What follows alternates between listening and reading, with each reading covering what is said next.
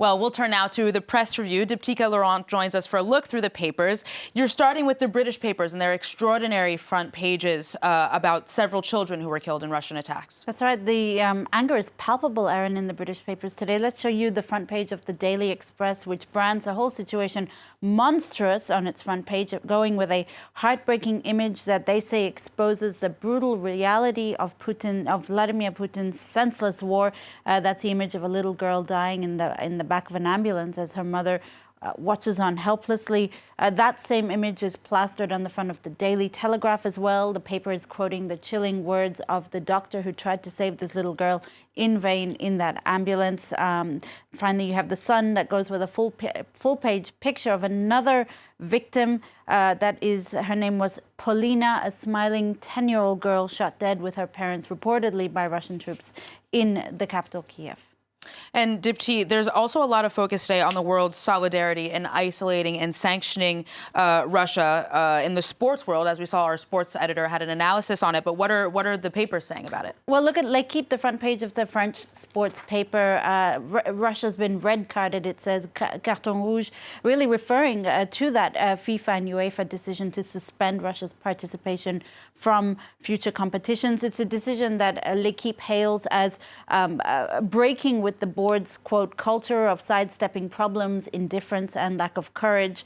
Vladimir Putin's also been stripped of his honorary black belt in Taekwondo. The Russian president was the first Russian to get an 8th Dan black belt and then 9th one in 2013, but that honor has now been taken away by the Korean martial arts governing body. I mean, it may seem trivial, you know, but the backlash has been myriad against Vladimir Putin from diplomatic levels. Two small grassroots actions. The New York Times today talks about a U.S. bartender pouring bottles of Russian vodka down the drain at a ski resort, a Brazilian bar that's renaming its Moscow Mule cocktail.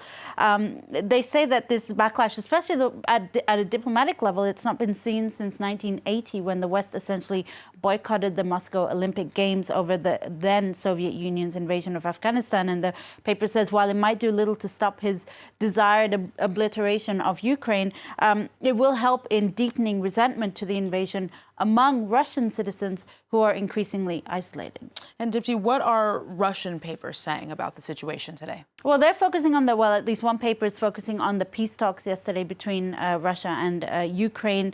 This guest writer, a Russian political scientist, blames the Ukrainian delegation for their lack of cooperation. You know, they say they delayed the start of their talks with their demands and their perceived lack of respect. You know, and she signals out a member of the Ukrainian delegation who was wearing a baseball cap and a T-shirt, and she says that was very disrespectful and neglecting protocol standards.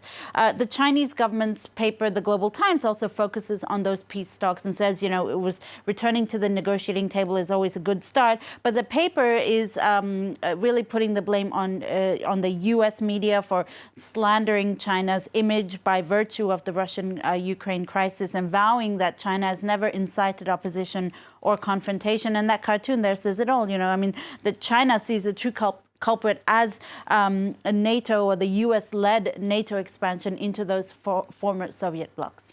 Meanwhile, there's also a lot of adoring praise for the president of Ukraine, Volodymyr Zelensky. That's right. The way that the charismatic president has mobilized his countrymen and women, the way he sort of dug in and vowed to defend his city has inspired not just his country, but the world over. You know, from the outset of the invasion, he's been posting videos online. And in fact, for the Washington Post, his past as an entertainer and comedian may have actually prepared him for this crucial role. You know, he's used to being on camera, and that's his strength now, is knowing what to say and when. He's really nailed that, and that's the reason why he's Russia's #1 enemy right now. And clips of his former life have gone viral, the Washington Post says, because it serves to humanize him. It lends sympathy to him around the world, especially in contrast to an increasingly isolated, autocratic, mad Vladimir Putin.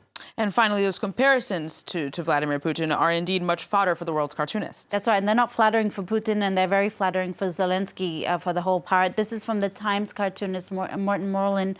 Moreland, a towering, courageous Zelensky facing off against a teeny tiny Vladimir Putin with his big list of demands atop his massive military. You know, no doubt who the bigger man is there. For another cartoonist, Rick McKee, it's a similar viewpoint, except Vladimir Putin is sort of this pudgy man. He's no match for Zelensky's giant boots as a valiant defender of democracy. And I quite like the last one from Jeffrey Koturba, a U.S. cartoonist, who sums it up there: from comedian to politician and now to hero, his new role. Indeed, certainly inspiring people everywhere. Dipti, thank you very much for that press review.